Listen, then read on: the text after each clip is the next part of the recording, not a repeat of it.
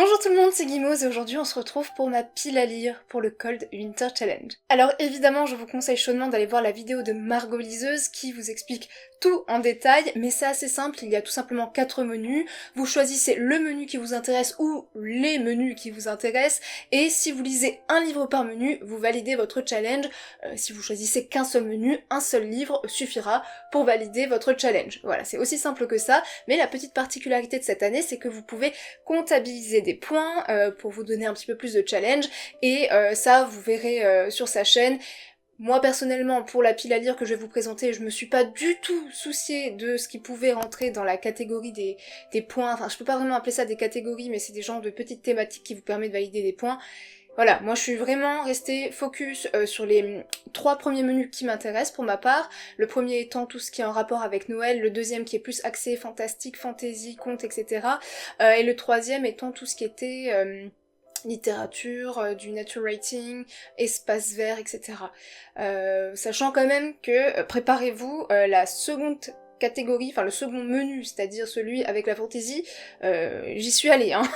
Je sais pas combien de livres j'ai mis dedans, mais c'est du sérieux. Petite précision, au moment où vous verrez cette vidéo, le challenge aura déjà commencé, parce que en fait les dates c'est 1er décembre jusqu'au 31 janvier. Mais vous inquiétez pas, hein, il n'est jamais trop tard pour se lancer un challenge livresque. Non. Le premier menu s'appelle La magie de Noël et comme son titre l'indique, il faut lire un livre en rapport avec l'Avent, Noël ou Nouvel An. Et moi j'ai envie de lire en partie le livre qui s'appelle Contes de Noël de Dickens. Pourquoi je dis en partie, c'est tout simplement parce que ça regroupe plusieurs contes de l'auteur et que je ne suis pas sûre en fait de toutes les lire. Mais en tout cas j'aimerais beaucoup parce que je pense qu'il n'y a pas plus authentique et traditionnel dans mon esprit que les contes de Noël de Dickens. Donc premier livre. Le deuxième et dernier livre que j'aimerais beaucoup lire dans cette catégorie, ce sont Les vrais amis ne s'embrassent pas sous la neige. Alors, c'est une romance, donc je ne suis pas certaine qu'il rentre tout à fait dans cette catégorie. Ça, je ne pourrais le savoir qu'après l'avoir terminé, hein, ça voilà. Je sais, c'est une romance. Eh oui. J'avoue, je ne lis pas souvent de la romance, vous le savez, mais je m'y mets quand même de plus en plus, et du peu que j'en lis pour le moment, c'est à chaque fois des bonnes expériences. L'année dernière, j'en avais lu une autre qui s'appelle Ceci n'est pas qu'une comédie romantique, j'avais juste adoré, c'était de Julie Gredd, et je me dis qu'il faut vraiment pas rester dans ces petites zones de confort, et vu qu'il y avait énormément, à mon avis comme tous les ans, de livres, enfin de romances qui sont sortis autour un peu de cette idée de l'hiver, du cocooning, de Noël, enfin un petit peu, vous voyez, ce genre d'ambiance au téléfilm qu'on peut voir à la télé durant les périodes de Noël, je me suis dit que j'allais tenter celui-ci. Je vais vous lire le résumé, comme ça vous verrez un petit peu, hein, mais moi dès qu'il y a des amis comme ça qui tombent amoureux, machin, ça me plaît bien. Depuis qu'elle a menacé Luke avec une fourchette lors de leur première rencontre épique, Allison le considère très naturellement comme son meilleur ami. Il aime se moquer de son obsession pour les cookies maison et de sa façon de manger les hot dogs. Elle adore l'écouter parler d'architecture et le remettre à sa place. Mais plus ils passent du temps ensemble, et plus Allison prend conscience que Luke est bien plus qu'un ami. À ses côtés, elle découvre de nouveaux sentiments, plus intenses, plus troublants. Des sentiments qu'elle ne devrait pas éprouver, car Luke est le seul homme qu'elle n'a pas le droit d'aimer. Voilà.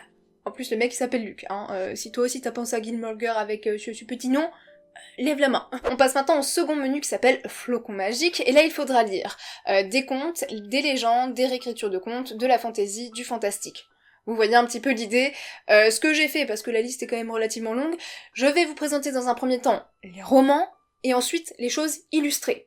Comme ça, moi je vois où je vais. J'aimerais beaucoup lire l'évangile de Loki, et ça fait partie justement de ces fameux livres qui ne sont plus édités, de ce que j'ai pu comprendre. Alors peut-être que je me trompe, mais j'ai l'impression qu'ils sont vraiment très compliqués à trouver, donc ma foi, je suis désolée si c'est un livre qui aurait pu vous intéresser. Dans le pire des cas, si vous êtes anglophone ou que vous avez des facilités à comprendre et à lire l'anglais, ben, tentez toujours la version anglaise, ça, y a pas de souci, j'ai quand même vérifié, il n'y a pas de problème de disponibilité à ce niveau-là. Et puis voilà, si au moins vous verrez un petit peu de quoi ça parle, et si un jour vous tombez dessus au hasard en seconde main, vous pourrez toujours vous le procurer. Je vais quand même vous lire le résumé. J'avais décidé de choisir ce livre-là, parce que, en fait, c'est en rapport avec les légendes nordiques, il est dans ma pile à lire depuis très très très longtemps. Et il faut savoir que justement, vous savez, dans les petits thèmes qui rapportent des points, si on lit quelque chose, une légende nordique, on gagne des points. Donc je m'étais dit, celui-ci, on va le caler. Vous allez voir, en plus ça a l'air d'être avec une petite pointe d'humour, et tout particulièrement d'un point de vue d'un personnage que j'adore. Oui. L'ascension et la chute des dieux nordiques du point de vue du plus grand des tricheurs et des menteurs, Loki. Sa naissance au royaume des géants, sa place en Asgard, ses nombreux exploits au nom d'Odin, sa chute et sa trahison. Loki, c'est moi. Loki, le protecteur de lumière, bel homme, modeste et c'est tellement drôle. J'en peux plus. Bel homme, modeste et insaisissable, héros incompris de ce tissu de mensonges. Lisez cela avec prudence, tout y est au moins aussi vrai que la version officielle, et j'ose le dire, bien plus divertissant. Jusque-là, l'histoire, telle qu'on la connaît, m'a réservé un rôle assez peu flatteur, mais désormais, c'est à mon tour d'entrer en scène. À moi de raconter. Rien que le résumé, je vous avoue, il m'a un peu fait pouffer de rire. Bon, vous l'avez vu, mais bon... Ça s'annonce bien. J'aimerais également lire au moins le premier tome de la saga Oraison de Samantha Bailly. Ça fait, comme j'ai pu déjà vous le dire, des années que j'ai envie de lire Samantha Bailly, et tout particulièrement dans cette série de fantasy. Alors non, en fait, je crois que je vous l'ai dit dans un vlog du week-end d'Amil qui, à mon avis, ne sera pas encore sorti, mais bon, c'est pas grave, ça fera un petit peu redite. Et voilà, je pense que je me le calerai. J'aimerais beaucoup, en tout cas, parce que je n'ai toujours pas lu de Samantha Bailly. Honte à moi. Oui. J'aimerais aussi beaucoup lire le second tome d'Aeternia de Gabriel Katz, parce qu'il se trouve que l'année dernière, pour le Cold Winter Challenge, j'avais lu le premier tome. Du coup, je trouve qu'on est quand même sur un truc assez raccord, et c'est quand même bien de finir aussi des duologies, des séries, c'est pas tous les jours, donc quand on en a l'occasion, il faut y aller, hein, faut pas hésiter, et de toute façon je vous mettrai dans le petit i le point lecture dans lequel je vous parle du premier tome, que j'avais vraiment beaucoup aimé, hein, comme je vous ai dit, comme ça vous pourrez vous faire un petit peu une idée de l'ambiance qui peut régner dans Aeternia. Et voilà, si j'arrive ou si j'ai peut-être envie de changer à la dernière minute, j'aurai toujours le Puits des Mémoires du même auteur, qui est vraiment un autre style de fantasy, mais qui me fait aussi beaucoup d'œil et que j'ai déjà dans ma pile à lire. Et ça c'est bien. Alors on ne change pas une équipe qui gagne, j'ai toujours foi de lire La musique du silence de Patrick Rothfuss avant la fin de l'année, parce que si vous vous souvenez bien, il fait partie en fait de mon objectif lecture pour l'année 2018 en matière de fantasy et de fantastique, et tenez-vous bien, voilà, je n'ai pas lu de Patrick Rothfuss pour l'année, donc je me dis qu'étant donné qu'il n'est pas très long, peut-être qu'il y a moyen de moyenner, vous voyez. Donc on croise les doigts. En consultant ma pile à lire, je me suis rendu compte qu'il y avait un livre qui était là depuis un petit bout de temps, et qui pourtant m'intéressait, qui s'appelle Comme l'Obsidienne, on est forcément sur de la fantasy. C'est un livre dans lequel on se retrouve avec un personnage principal qui a perdu la mémoire, qui est amnésique, et qui pourtant porte un signe assez distinctif sur son corps, qui semblerait lui donner des indices sur son identité, et surtout la relier à une sorte de cité très prospère, où tout se passe très bien, où tout est idyllique, mais elle se trouve à l'extérieur de cette cité. Des souvenirs que j'en avais. Donc ça a l'air très intéressant, il me semble que c'est plutôt du young adulte, une sorte de dystopie, fantaisie moyenâgeuse, enfin voilà, je ne saurais vraiment pas comment définir ce livre, je pense que j'arriverai mieux à mettre des mots quand je l'aurai lu, mais j'avais aussi envie de mettre un petit peu de young adulte dans mes lectures, parce que j'en lis quand même de moins en moins, et mine de rien, j'aime bien quand même de temps en temps, ça donne un certain souffle dans les lectures, ça se lit facilement et parfois ça peut aussi débloquer d'autres lectures, donc voilà. Le prochain livre que je vous présente est un livre que j'ai découvert il n'y a pas si longtemps que ça et que j'ai acheté du coup spécialement pour ce challenge, il s'agit de Les Centaures. Les Centaures, voilà. Et je vais vous lire un petit peu le résumé parce que, honnêtement... Bon, je regarde pas non plus énormément de vidéos booktube, hein, je vais pas vous le cacher, mais j'ai pas l'impression de l'avoir déjà vu passer, et pourtant il a l'air vraiment hyper bien et hyper intéressant, hyper bien construit et tout, enfin, je sais pas, il y a un truc qui m'attire à fond dans cette histoire, peut-être qu'en vous lisant également le résumé, ça va vous donner l'eau à la bouche, donc on y va. Au centaure, la pleine luxuriante, au faune, la forêt centenaire, et au triton, l'océan infini.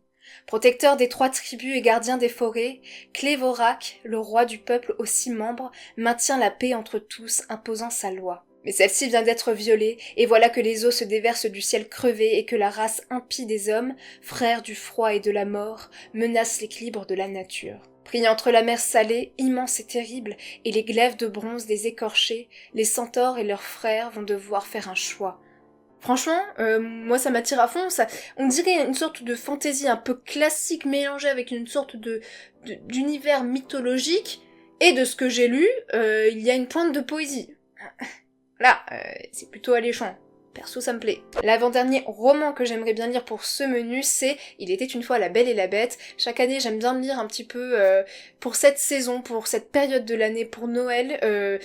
Une histoire de la Belle et la Bête, une réécriture de ce conte. Je trouve que c'est juste idéal. Et en plus de ça, il me semble, si je dis pas de bêtises, que je l'avais vu passer il y a très longtemps, vraiment, sur la chaîne de Margot Liseuse. Je crois pas me tromper. Et enfin, je pense lire Le Seigneur des Anneaux, le premier tome, en audiobook.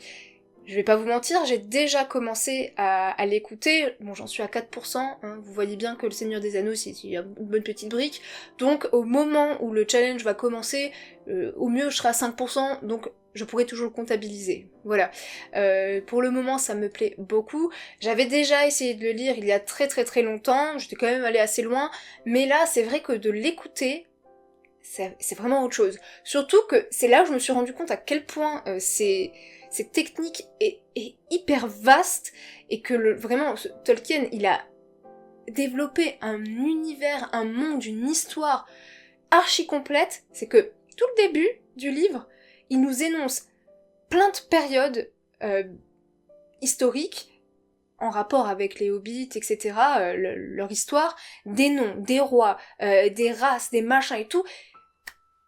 C'est hyper impressionnant. Je pense que j'ai pas retenu la moitié des prénoms, des noms qui ont été évoqués, mais rien que de constater la densité de toutes ces informations-là, ça fout une claque. Je peux vous assurer, c'est vraiment impressionnant et je pense que ça va vraiment être hyper agréable à caler de temps en temps en audiobook. Enfin, vous savez, moi j'aime beaucoup quand même mes audiobooks, à condition que la personne qui lit soit à mon goût, auditivement parlant, mais voilà, pour le moment j'ai toujours eu des bonnes expériences, donc ce sera vraiment un plaisir. On passe maintenant aux choses illustrées, toujours pour la catégorie flocons magiques, et le premier livre que j'aimerais beaucoup lire, c'est La Roue des Vents. Alors c'est le fameux deuxième livre qui apparemment n'est plus édité, mais je pense qu'il y a toujours moyen de le trouver en seconde main à un moment ou un autre. Personnellement c'est ce que j'ai fait, hein, je l'ai pas acheté neuf, mais je suis très contente de l'avoir parce que ça fait des années et des années qu'il est dans ma wishlist et maintenant il est dans ma pile à lire et je suis trop heureuse parce que on va parler un petit peu de dragons, de choses comme ça. Je vais vous lire le résumé, mais j'ai tellement hâte. Si je peux, j'essaierai également de vous faire des inserts si j'y arrive. Je ne vous promets rien, mais j'ai tellement hâte, mais tellement hâte. 1429. Lorsque le jeune Joachim Fendler se retrouve nez à nez avec Clovis sur le chantier d'une cathédrale, il voit un dragon pour la première fois de sa vie.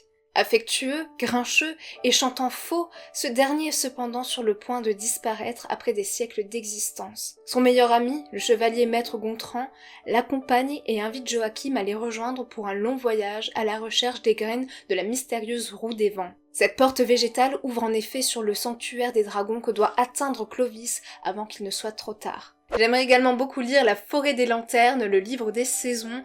Clairement, c'est de la jeunesse, mais c'était tellement mignon que j'ai pas pu craquer. Alors clairement, il va y avoir 4 histoires, une par saison, mais par essence, il va forcément y en avoir une en hiver, vous voyez ? Donc ça rentre, ça rentre, et puis, oh là là, vraiment, les illustrations, j'essaierai de vous faire un insert, mais j'ai vraiment craqué quoi. Et j'ai trop hâte, voilà, c'est tout, il y a rien d'autre à dire. Le dernier livre que j'aimerais beaucoup lire, c'est Suzine et le Dorme-Éveil. De ce que j'ai pu en lire, et des planches qui sont sublimes, on est sur quelque chose d'assez onirique. Je vais vous lire le résumé, mais je pense que ça va être une très bonne lecture. En plus, c'est dans les collections Métamorphose. Au niveau du visuel, c'est à chaque fois sublime, et si je pouvais, j'aurais tout dans ma bibliothèque. Voilà, mon nom est Suzine, dis-je en regardant autour de moi incrédule. Je me trouvais sur un ponton de bois, installé sur le sable mobile, au bord de cette mer de douceur. Amarré au ponton, se trouvaient des embarcations de toutes sortes et de toutes tailles. Leurs hautes cheminées laquées laissaient s'échapper de petits nuages joufflus. Mais la chose la plus stupéfiante, c'étaient les créatures fantastiques qui peuplaient ce paysage. « Le Dorméveil !» m'exclamai-je toute heureuse, sans même une once de peur. Cet endroit est sans doute le Dorméveil. On passe enfin au dernier menu pour ma part et il s'agit de Marcher dans la neige qui regroupe tout ce qui est nature rating, littérature de voyage, les grands espaces, la nature de manière générale et j'ai décidé de choisir qu'un seul livre et il s'agit des bois de Swagamet, je ne sais toujours pas comment ça se prononce depuis la dernière vidéo, mais en tout cas on m'avait vendu de la contrée enneigée en Canada, l'accent ne va pas du tout avec ce que je suis en train de raconter mais c'est pas bien grave, et clairement il y a une petite pointe de magie de ce qu'on m'a dit, donc voilà, je suis très curieuse, il n'est pas très long en plus de ça, donc voilà, je vais vous lire quand même cette fois-ci le résumé pour que vous fassiez un petit peu une idée de l'ambiance et de ce que va pouvoir donner ce livre-là. Stephen, aujourd'hui pasteur, revient sur les lieux de son enfance, au chevet de sa mère mourante, mais aussi afin de reprendre place au sein d'une communauté qui a tant compté pour lui. À Swagamé, ville champignon fondée dans les forêts du Nord par son grand-père un demi-siècle plus tôt, le froid est si intense pendant l'hiver qu'il brise le verre des thermomètres et la magie des bois est plus à craindre que les dangers du travail du bûcheron. Stephen retrace l'histoire de son grand-père Jeannot et de sa femme bien-aimée Martine, la façon dont ils se rencontrèrent et s'aimèrent. Mais à Swagamé, il y eut aussi la tragique disparition de son père et de sa jeune sœur, emportés sous la glace lorsqu'il était enfant. Voilà, cette vidéo est terminée. Comme d'habitude, je me sens obligée de rien du tout. Si j'ai envie de changer de livre en cours de route, je ne me priverai pas. L'essentiel, c'est que ça reste dans les catégories, évidemment. Voilà, si j'ai envie, si je vois qu'il y a un autre livre de fantasy qui me fait de l'œil, je vais pas me priver, clairement. Mais c'est vrai que j'aime bien préparer des piles à lire parce que ça donne un petit peu une idée, une ambiance de ce que va être un petit peu les mois à venir, et ça fait tellement plaisir de préparer sa petite pile à lire, de chercher des livres qui peuvent correspondre aux catégories, etc. Bon là, en l'occurrence, c'était pas très compliqué, parce que on me dit fantasy, ma bibliothèque elle est remplie de fantasy, donc voilà, je peux y aller. Mais voilà, j'espère que ça vous a plu, que ça vous a peut-être donné des idées de lecture, et dites-moi si vous participez au Cold Winter Challenge de cette année. Je sais que vous êtes très nombreux à y participer parce que c'est quand même un événement qu'on ne loupe pas et qu'on apprécie beaucoup. Et voilà, dites-moi du coup si vous participez, si vous avez déjà fait votre sélection, et dites-moi tout ça en commentaire. Voilà, parce que comme je vous ai dit, hein, moi je suis toujours prête à changer de livre, vous voyez, donc on sait jamais que vous me donniez une petite idée, oui. Comme d'habitude, je vous souhaite de faire de très belles lectures, je vous fais plein de gros bisous et à plus, ciao.